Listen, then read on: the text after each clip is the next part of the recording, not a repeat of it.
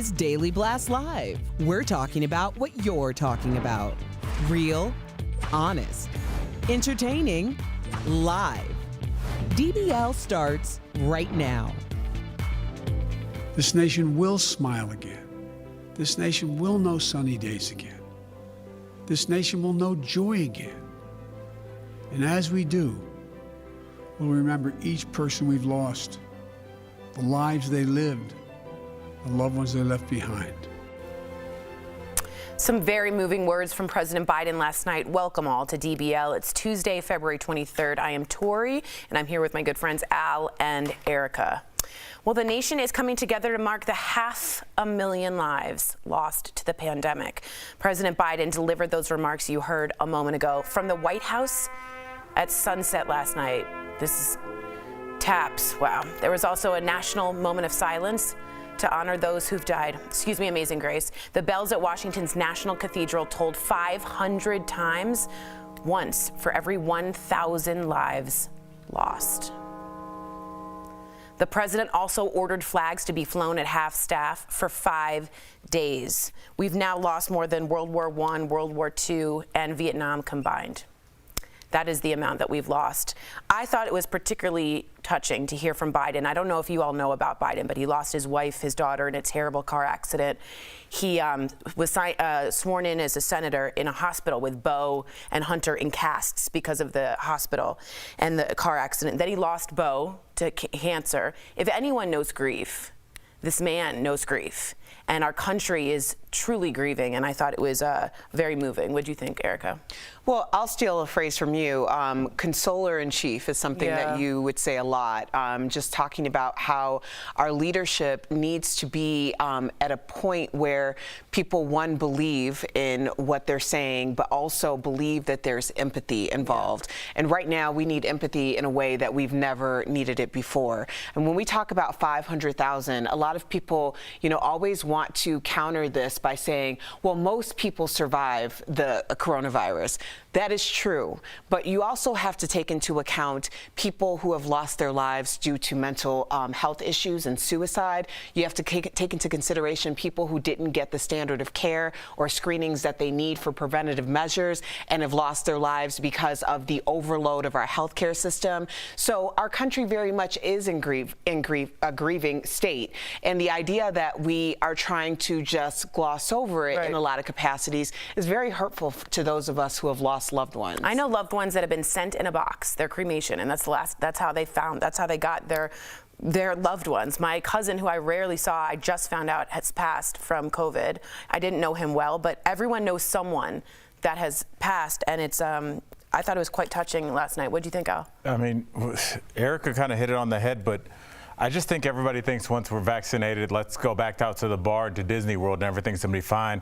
You're gonna get to the bar and you're gonna get to Disney World and you'll realize that your uncle that you went to that place with is not there anymore. We need to start preparing, and I know we don't like to talk about this because we have this kind of macho cloud that hangs over our society, but we need to prepare for a tsunami of grief. It's not just going to be the people that you lost. You're going to be with somebody that's, hey, you're alive, but you lost your job. Oh, your husband's livelihood is no longer a thing anymore. Your kid lost 2 years. Your son never went to prom or graduation. All these things are going to resonate. I'm not saying that we can do anything to fix that, but we do need to prepare for that and prepare for a mental health crisis. Push. We need to talk about this every day. Everyone needs to see somebody because everybody is grieving in their own way, sometimes in 2 or 3 ways. Wow, well said, well said. If anyone out there is dealing with COVID or have a loved one dealing with COVID, we at DBL send our deepest sympathies and our hope and light. Well, moving on to this story, the chief of the Cherokee Nation wants Jeep to stop using its name. Of course, he is talking about the very popular Jeep SUV models, the Cherokee and the Jeep Grand Cherokee. Cherokee Nation Chief Chuck Hoskin Jr. told Car and Driver magazine, quote, "I'm sure this comes from a place that's well-intended, but it does not honor us by having our name plastered on the side of a car." In response, the company said, quote, "Our vehicle names have been carefully chosen and nurtured over the years to honor and celebrate Native American people for their nobility, prowess, and pride. But DBL Nation, we want to know what you think. Should Jeep change the name of its popular SUV models?" So go to dblvote.com to weigh in. I'm torn. I mean, if the Cherokee Nation is saying we don't want this, I would say, yeah, that's a marginalized group of people that don't want it. But the Cherokee, Jeep Grand Cherokee and Cherokee were named with honor, as they said, in 1974. So they've been using it for 47 years.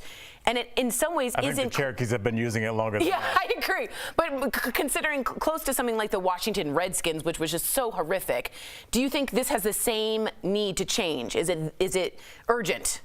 What are we talking about? They can't. We're talking about, you said 1974, so what we're talking about roughly, Erica, 50 years of branding. That's like you saying the Big Mac. I have an uncle that I call Big Mac, and I want you to change to McDonald's. You can't. You've already branded this product. This is about money.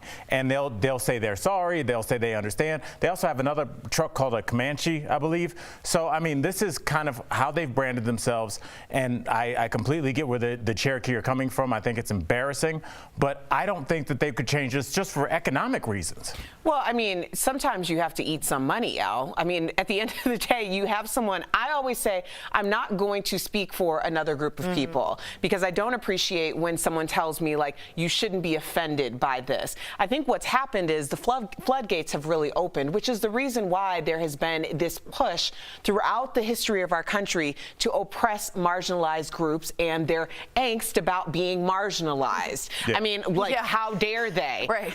You know, you have a leader of Cherokee Nation coming forward and saying, you know, this does not honor us. Then Jeep comes back and says, actually it does? Yeah. That's embarrassing. Like, at least open the conversation with, let's have a conversation. But don't come back and say, actually, we have been honoring you all the time. Who are you to say that they should be honored by your honor? There's a lot of things that people have had namesakes, and it was supposed to be an honorable thing, and we know that it wasn't. So I think at least have the conversation and not just block someone who's reflecting an entire community. It did seem like we know what we're doing. It had that attitude. Well, some people disagree with you. Jay Moon from Twitter says, what about the Kansas City Chiefs? Are they next?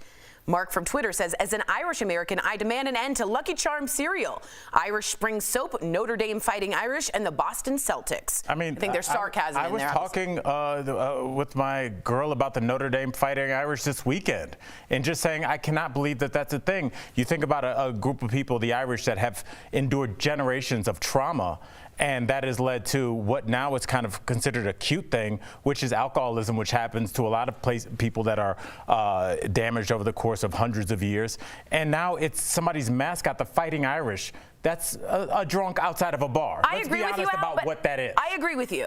But people take a lot of pride in that. But how far are we willing to go for, and I agree with you, but some people are saying, where's the line? Where do you go? Like Betty says, if Jeep wishes to honor Native Americans by using the name Cherokee, then Jeep should pay the Cherokee Nation with more than cheap words. Exactly. I mean, when you come forward and say, we've been honoring you, tell us in tangible form how you've been honoring like quantitatively, how is that right? happening? Like, I mean, so how much has Jeep made and Cherokee made, and how much of that has honored or been of any, like, justice to the Cherokee Nation? And Erica, let me just say this.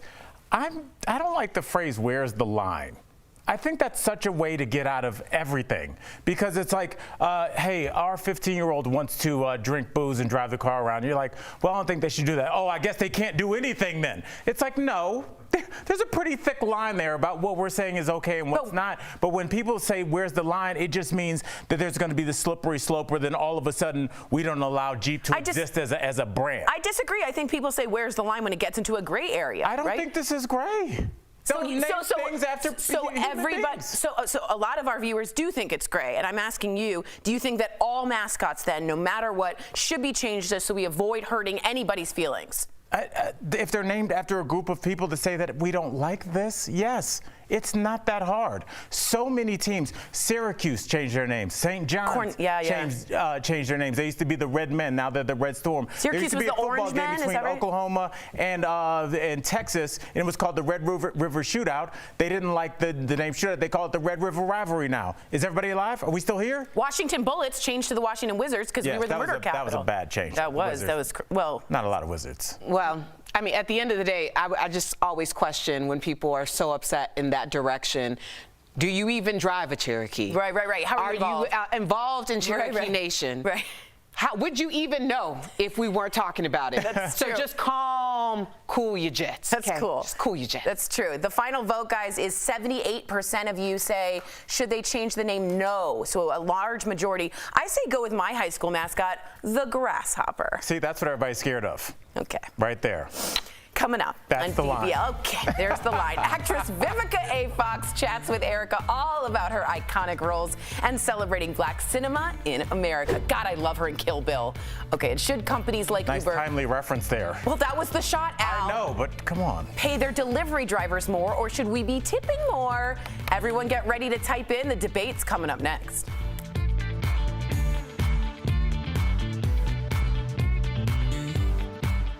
DBL is recognizing black leaders who are making history right now.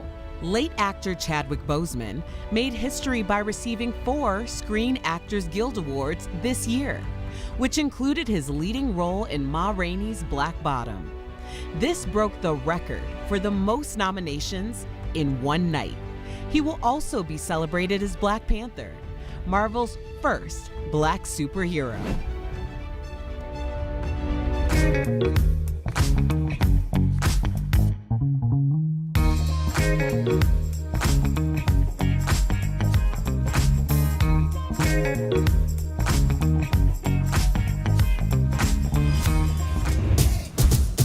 At DBL, we're always on.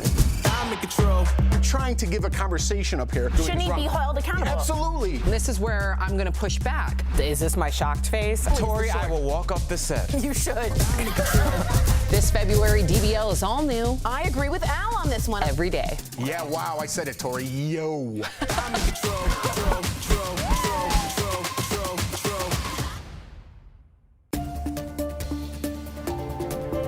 Over the next couple of weeks, the price you pay for a gallon of gas could go up 10 to 20 cents, according to the experts at GasBuddy.com. Here's why. Last week's winter storms forced about a dozen refineries in southern states like Texas to at least partially shut down. Those facilities already don't do well in sub-freezing temperatures, but the storms also knocked out their power. As a result, the country has lost about 20% of its oil refining capacity. Lower capacity means less gas for all our cars. It could take weeks for those refineries to get operations back to normal. Prices have already started to rise as demand has recovered from the worst of the COVID-19 pandemic. With this added issue, experts believe we could see the national average for a gallon of gas getting up to $3 by summertime. And that's connecting the dots.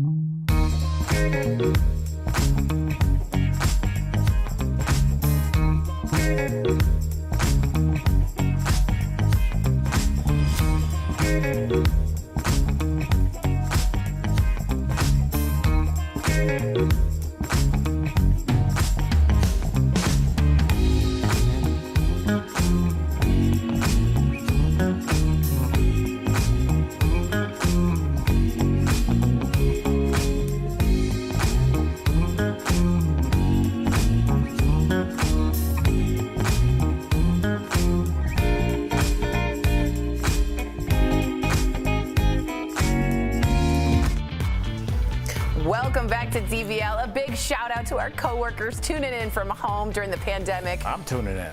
Yeah, we know, but we love them. All right, well, we love Al too, but I wanted to give them love. All right, this is a big deal to me. I take this very personally. Do you tip your food delivery driver, and how much do you tip? That's the question many are asking, as food delivery services like Uber Eats and DoorDash are seeing a huge spike in demand thanks to the pandemic, but many drivers feel like they just can't earn a living. This one hit me hard. Check this out. It's an emotional TikTok video just from one driver's perspective. Take a look and then tell us what you think. I just spent 45 minutes on a delivery and had to pay $3 to bring this person their food because there was no parking. They tipped me $1.50 and Uber paid me $2.50. And it doesn't matter that I'm working multiple jobs. It doesn't matter that I barely sleep and can barely afford to feed myself. I'm about to be homeless for the 3rd time since May.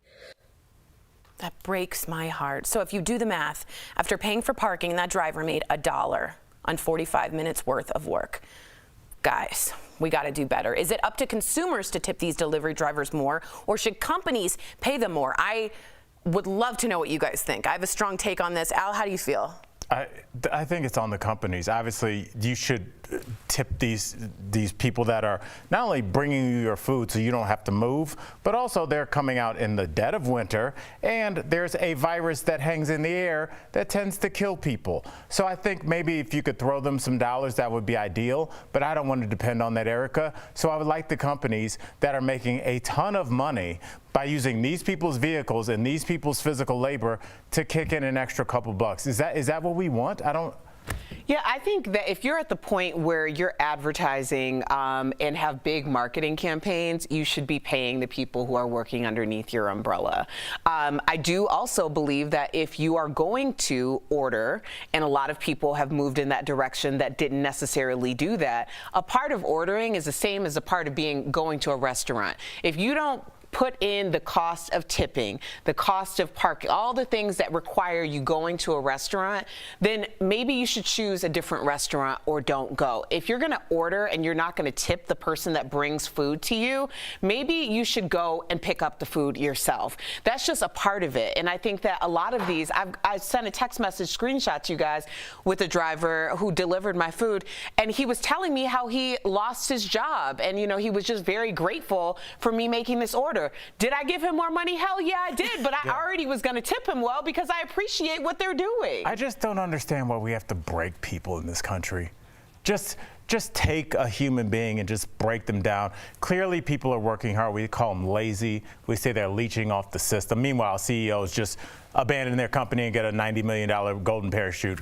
But we just make regular folks just feel like garbage. Yeah, every day. It feels like it's purposeful. Yeah, Tori. well, it's intense capitalism, and I agree, Uber, you have no overhead. You have no store, no brick mortar. You have all this money to give a few more dollars for dignity. Come on, do better. And I also agree with Erica. Don't you dare order if you are not prepared to tip. All of us on this table, all of us who have worked in this studio, have all worked jobs where tipping was a major part of it. And if you don't want to grow up and tip, then you don't want to live in a Judeo-Christian nation, because that's the end of that.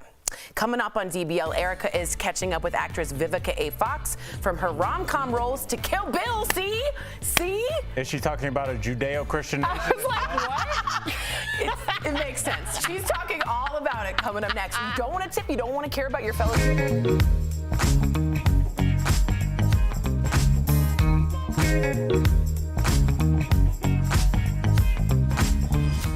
The 6-year-old was discovered in the family's basement by her father.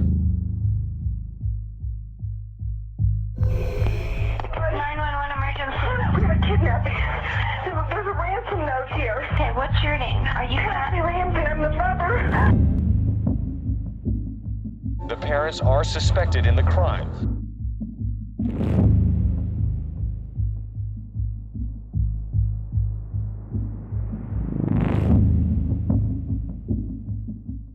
This February, DBL is all new every day. It is such a joke. No, hold on. I was shocked. I don't know what you're saying. Here come the Pistons. I love this story. Stick with us in 2021. We're going to have a great year.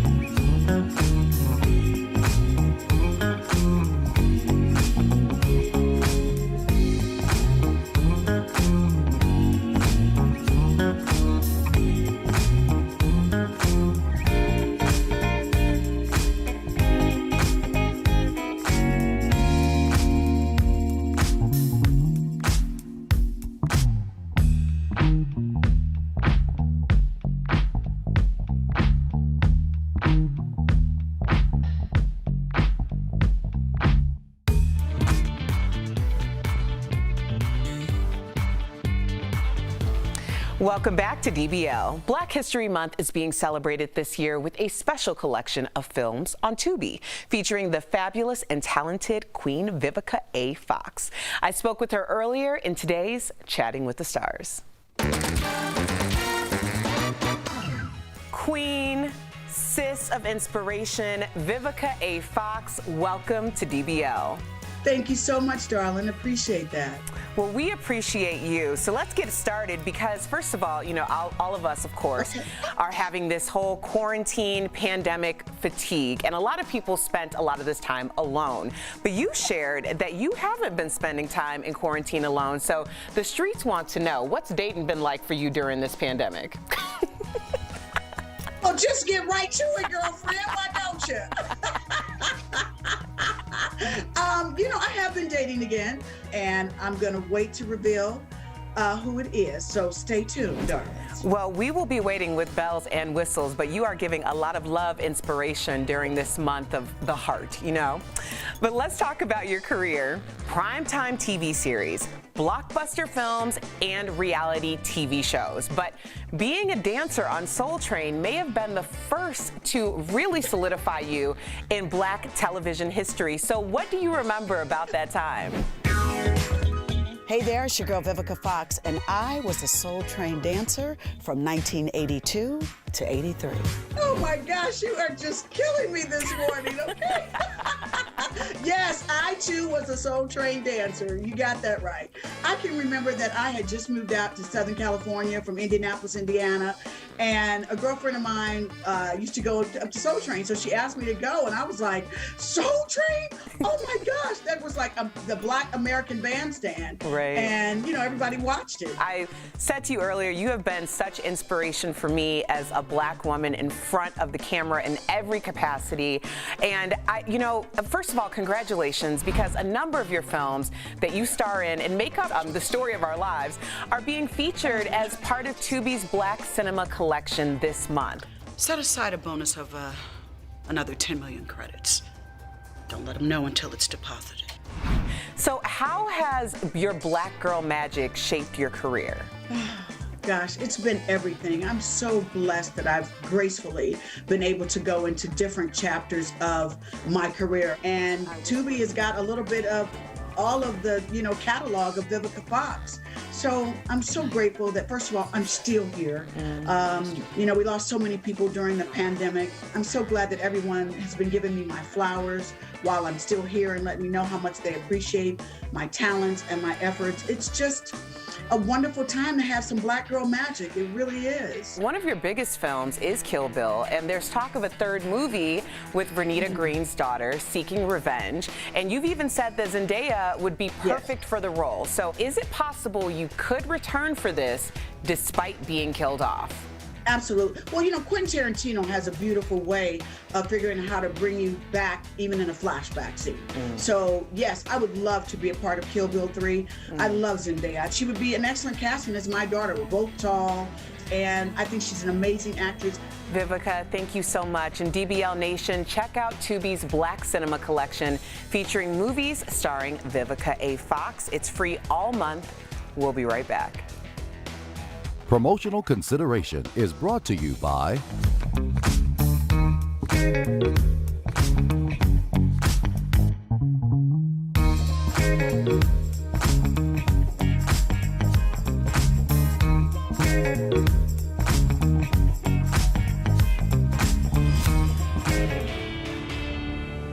goes straight to the source to get you the truth about rumors that are circulating online. You should wear a mask. Continue to use the measures of wearing a mask. Wear the damn masks. Leaders across the country have been telling us that we need to wear a mask for months now, but the CDC explains that not all masks are created equal. So let's verify. What do you need to look for in these masks? Our source is the CDC website, as well as a few of their recent studies. Any mask is better than no mask. We also spoke with Dr. John Brooks, a chief medical officer for the CDC COVID-19 emergency response. First, let's talk about what features we should be looking for in one of these masks. Our experts say masks with 2 or more layers of washable fabric, ones that fit snugly against your face so you don't have gaps, and masks with a wire on the bridge of your nose to avoid air escaping. get a mask that fits the size of your face. All of us have a different face, and one mask doesn't necessarily fit all. Meanwhile, here's some features that the CDC says we should be avoiding. First, masks made from fabric that's hard to breathe through. Also, those that have valves or vents. And when it comes to N95s, the CDC says that you should leave those for healthcare workers. And Brooke says that 2 or more layers is better than 1. There's good evidence that single layer doesn't provide very much protection at all.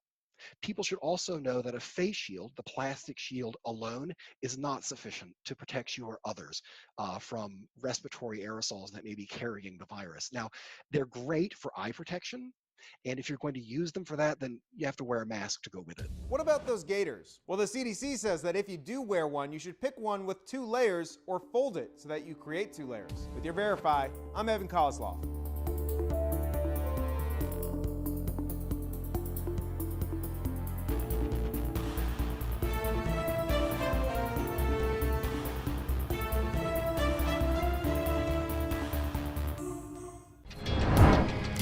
This February, DBL is all new every day. Hold on. No, I think that's ridiculous. Really? Okay. Like, it is such a joke. I was shocked. I meant for you to chime in on. I don't know what you're saying. DBL is just getting started. Here come the Pistons. I love this story. Stick with us in 2021. We're going to have a great year.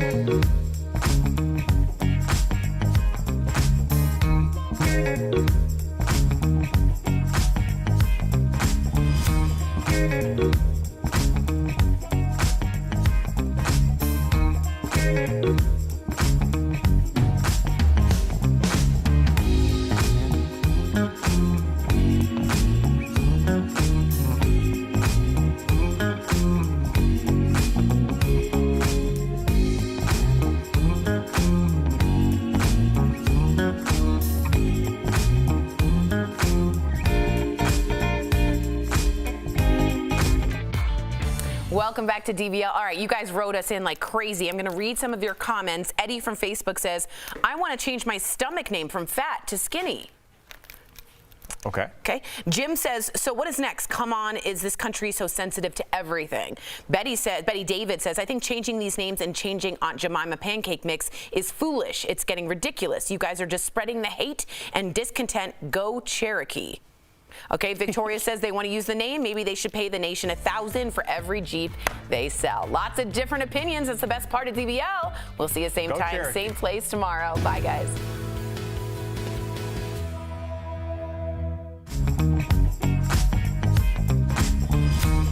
DBL.